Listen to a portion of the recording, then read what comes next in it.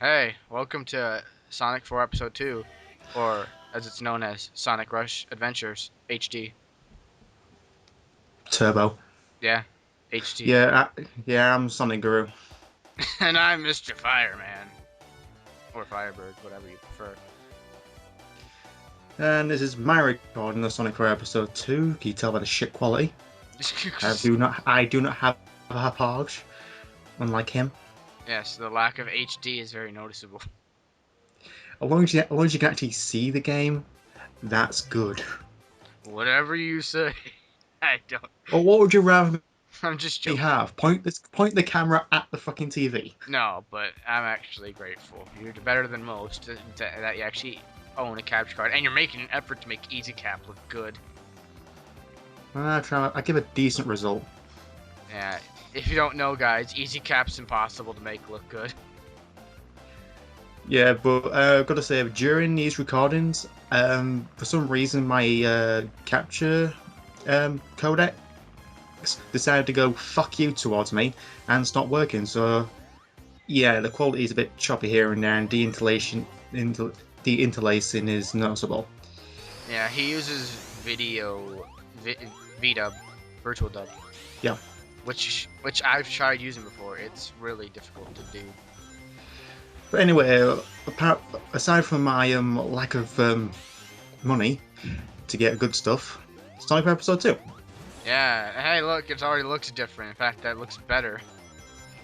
Yeah, I've already reviewed this and I gave like a brief rundown of it. So unless you don't want to watch an hour and a half of us talking, just watch that review. But we could go in detail like you didn't do. And I mean super Yeah, detail. like one thing I didn't notice is that there's a lot of dynamic lighting. Like you just notice the lighting going on and off behind the walls, and when Sonic goes up. Well, that's because the levels are now rendered in 3D instead of just being two-dimensional. Flat. Well, yeah. I mean, the levels look three-dimensional now.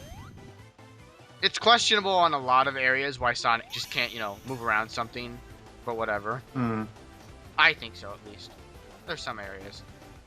But yeah, we're in Castlevania zone. Sylvania Castle. Whatever. Same thing. Well, not exactly. One was more gothic, the other one is more... Oh, okay. Insert word here. Well, okay, Castlevania takes place in a castle. This takes place in a castle. That's the only connection I'm getting. Ruins. Whatever. Don't start with me. It's out of instructions. Castlevania 2 has a section where it takes place in Castlevania, so there you go. It's in the ruins too, so you know. Okay, I've only played 1, 3, 4, and Rondo of Blood, which I got on the Virtual Console, the PS2 Lamont of Innocence, and Dawn of Sorrow. You've never played Symphony of the Night. That's like insane. No. Oh my god, you need to get it. It'll be on my list. Get the HD version on the Xbox. It's pretty good. I know, I intended to do that. But we're not talking about the game. Here's the special stages. Sonic 2. Sonic Rush. Okay, the half-pipe special stages have been used a lot in the Sonic series, and to be honest, they aren't really... They're getting overused. Yeah, some people may say, oh, that's been used that much. Sonic 2, fair enough. A version of it was actually used in Sonic 3D on a Sega Saturn. Yeah. And PC, if I can remember. But like Sonic 2 special stages are apparently the most famous because most of the Sonic games that have special stages usually have these types of special stages. Yeah. One of the advanced games does, I think. Not really, no. Really? Oh, my memory. No, one of them. Well, I can remember two of them. One of them's falling down on a surfboard. The other one is actually running across a Mode 7 platform, running away from Zero, and the third one is on a plane. Oh well, whatever. These special stages have been used a lot, and it just begs for more originality. Well, there's not much you can do by collecting rings. I think the only one that actually did something different was Sonic Rush Adventure. Yeah. You're still going forward, you're just racing against someone. I like Sylvania Act 2. Hey look, we got physics now. Yay, no one curling. Oh, who cares? You don't use it anyway. That's one of the things about this game, though. You don't really ever use the physics to your abilities. There is the occasional hiccup here and there, but it's not really noticeable. Yeah, that's the thing. They're still using Sonic Rush's level design, which I don't think complements physics well. It's not evident in this stage. It's more evident in the later ones. Yeah, but still. Especially White Pack Act 2. Yeah, but you're never really gonna be using the physics that much to like you remember in the classic games how you could like sometimes use physics to break and get to certain sections of the level. You're not really gonna be doing that much in this game. No. Yeah, so I think what they need to do is stop with the rush level design because that's really what's kind of killing the whole no physics thing. It's just more people. It's more evidence that it's just saying, oh, Sonic is speed based, so he needs a lot more speed and less physics because he runs up walls like there. But it was less about that and more about good platforming. Yeah. Which is kind of we keep saying it's kind of strange how this meant to be like the classics. It feels like the classics, just in a new era. Whereas Sonic Generation is meant to be an emulation of the classics, just a lot more better done. Yeah. You really don't. I don't know what the fuck happened there. Don't ask. My God, sir, you learned a Sonic Rush. Yeah, yes, Sonic Rush can be an adjective or a verb or whatever. You don't want to see me Sonic Rush. You don't. Well, so far, this level, while having some decent music, is kind of bland. No, some of the music is just kind of... That's the thing about the... Actually, yeah, the music. The music is actually kind of a step down for me in terms of quality. Like... I would say it's like more or less the same as Shadow the Hedgehog and Sonic 06. Well, they're good to listen to, but honestly, can you actually recall them? Like... The tracks, for example, like, the entire soundtrack is done by Jun, like it was in Episode 1. And here's the thing about Jun Senoue, he is not one of the best persons to use a synthesizer with. Yeah, he was quoted by saying he wanted to do the Mega Drive sounds, but I think kind of Dimps kind of put him against the idea, so he couldn't actually use it for either episode. Well, I don't hate him for, trying, but it's clear that he is not the sort of person that should be working with sound files like this. Yeah. He's better with regular instruments. Yeah, like I said, it's kind of Dimps' say, because they wanted to have something that's more new than classic. Yeah. I can understand from a gaming point of view. I mean, these games, even though they're called Sonic 4, they're new titles. So having something that sounds classic in a new era, just kind of mixed. I honestly would have preferred like regular instruments because I know that would probably jump up the files a bit, but like I think it would have actually... quite because in the Wii version of Sonic Episode 1, the music is quite different. It sounds really compressed. Yeah, but either way, if they like, I know that's probably wouldn't happen, but I really would have preferred if they had just gotten regular instruments. Like, again, I know the file size would have jumped up tremendously, but, like, it would have sounded better. Because it does... I think these games are around... I can't remember how big these games are. I think... They aren't too big. They're, like, only around a gigabyte or so. I think about 700 meg. Well, it's closer to... It's close to a gigabyte. It's not that big. Like... But still, I really would have wished they would have... They're trying so hard to act like the classics that they're kind of losing focus. Like, they aren't being original, they aren't really doing anything different, and that's something I really just wish Sonic 4 would do, is be different. Well, hopefully it's going to be Episode 3, that's be the last of it. Or either that, just axe it, do Sonic 5 or Sonic something. Yeah. Like, Sonic 3 Knuckles, it doesn't have throwbacks to the earlier games in the series because that's stupid. It was only, 3 years after the game originally came out. But still. But you don't see... It wasn't until 96 or 97 with Sonic Jam. Yeah, you didn't see them starting with the whole throwbacks to the classic games because it was too early to do so. Because they were all trying to be original. They were all trying to be different. One of the tag moves here. Yeah. We're talking more about the actual mythology of Sonic than we are talking about the game here. Yeah, but that's really because we talked about a lot of Sonic 4 in general. Like, it's kind of just Sonic Rush without the boost. Well, the tag roll kind of makes up for it because you can barely control that. Oh, the tag moves. Don't get me started on the tag moves. They are the most... They are really helpful, but they just take a long time to get going.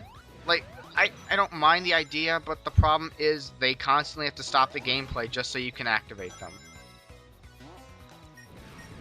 Like, every time you press... Good home attack platform in there. Oh yeah, actually, they do some different things with home attack. It make it more, you know... Still got the bounce back feature, which is a bit more of a challenge. Yeah. There's a red ring for everyone who actually needs it. Yeah, but they do actually, you know, they are trying different things with the home attack.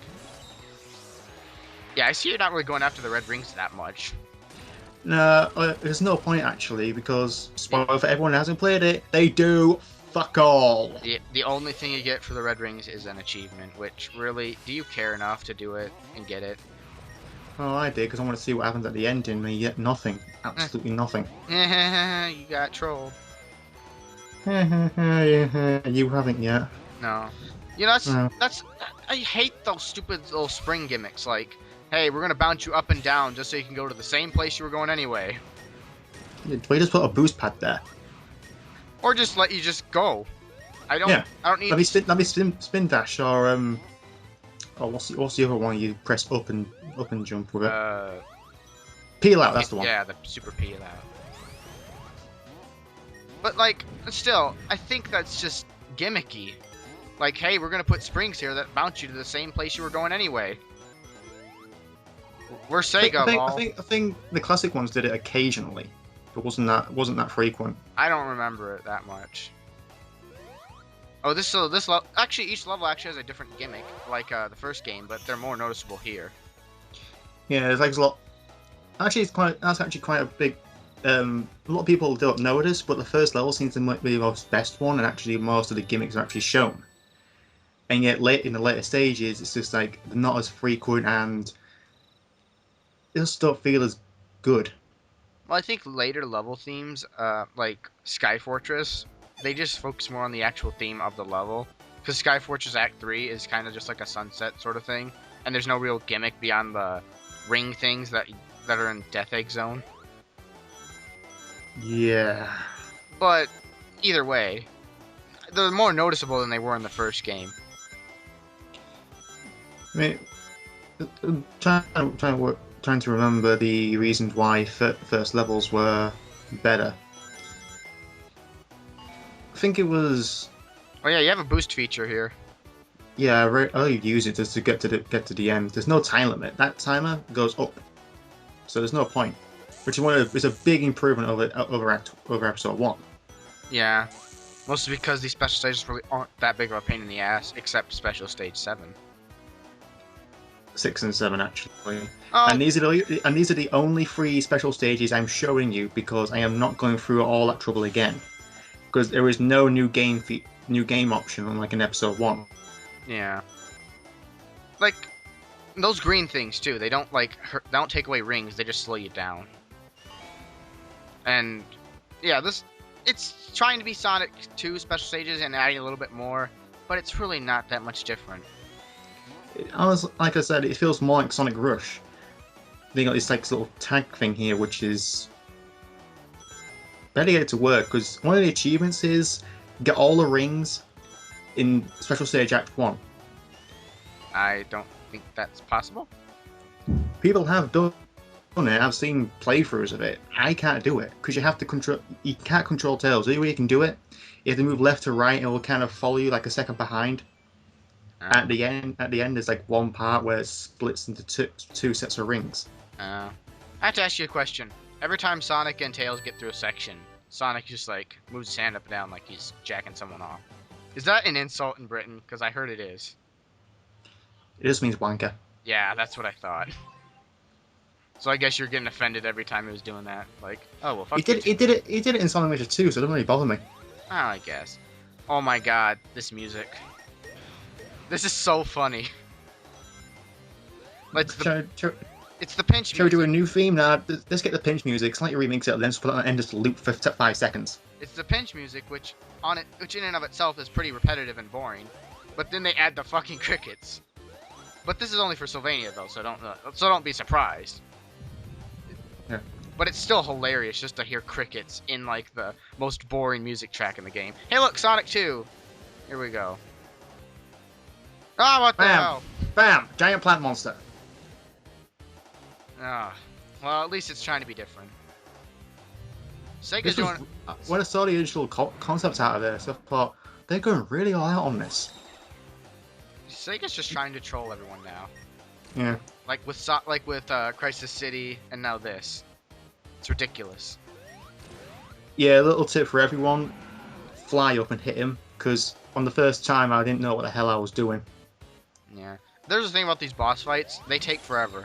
Like. Oh, just wait until we get to oil desert. Like the bosses in and of themselves, it takes a bit for them to actually start. And by that time, you're just like, okay, start the damn fight already.